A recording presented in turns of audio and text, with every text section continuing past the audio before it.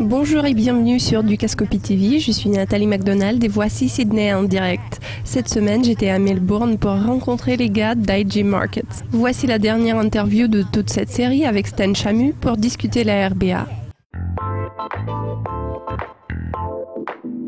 Stan, merci de m'accueillir dans vos bureaux. Vous êtes la bienvenue. Tout d'abord, la semaine dernière, aucun changement n'a été prévu dans le cadre de la réunion de la RBA sur la décision sur les taux d'intérêt, mais il était assez surprenant de constater l'absence du dialogue concernant le marché immobilier, bien que le sujet ait été largement discuté ces dernières semaines. Oui, absolument. Je pense que le marché s'attendait à plus de nouvelles concernant les biens immobiliers. Le dollar australien était le message clé du rapport. En fin de compte, cela s'est avéré positif pour le marché et pour l'USI, car l'Australie est très dépendante du marché de l'immobilier et des investissements. Et on dirait que la RBA n'a pas l'intention de le contrôler en ce moment, de sorte que les acteurs clés du marché restent dans le jeu. Je crois que ce qu'on peut déduire de toute cette débâcle de l'immobilier, c'est que le moyen optimal de freiner la demande excessive en biens immobiliers serait de contrôler les prêts et d'imposer des restrictions sur l'acquisition des biens immobiliers. Ces limitations financières ne seront pas bénéfiques pour les acteurs du marché. Bien sûr, ce n'est pas très bien pour les banques. Le reste du marché va également en subir l'impact négatif. On n'a pas dit un seul mot sur la propriété et je trouve que ça, c'est une nuance assez positive.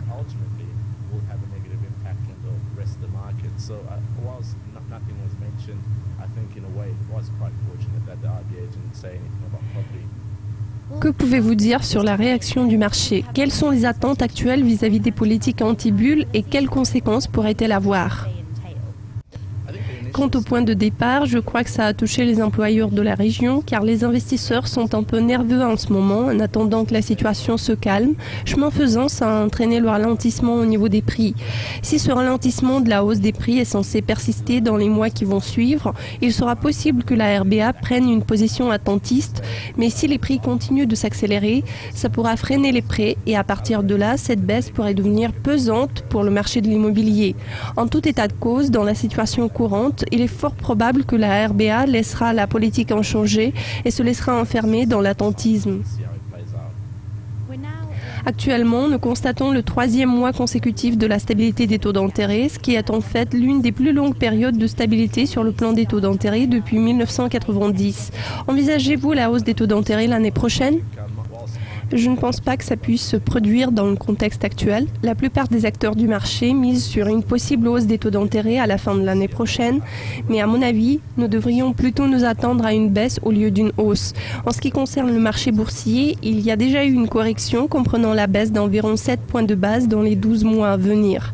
À mon avis, la probabilité d'une réduction est plus élevée que celle de l'augmentation et la seule chose qui pourrait retenir la RBA en ce moment, c'est le rebond dernièrement enregistré sur le marché de l'immobilier parce qu'ils ne veulent pas courir le risque de créer une nouvelle bulle dans ce marché particulier. Je pense que c'est assez peu probable, surtout dans le contexte où les États-Unis sont en train de réduire leur programme de QE et du ralentissement progressif de l'économie mondiale. La RBA devrait être très prudente dans de telles circonstances. Stan, merci beaucoup de vos commentaires. Je vous en prie, merci de votre visite. C'était Stan Chamu de IG Markets. Je tiens à remercier les experts pour leurs commentaires et vous, nos spectateurs, pour votre attention. N'oubliez pas que la semaine prochaine, nous apprendrons les données sur l'inflation et le compte-rendu de la réunion de la RBA. Restez à l'écoute et à plus tard. Goodbye.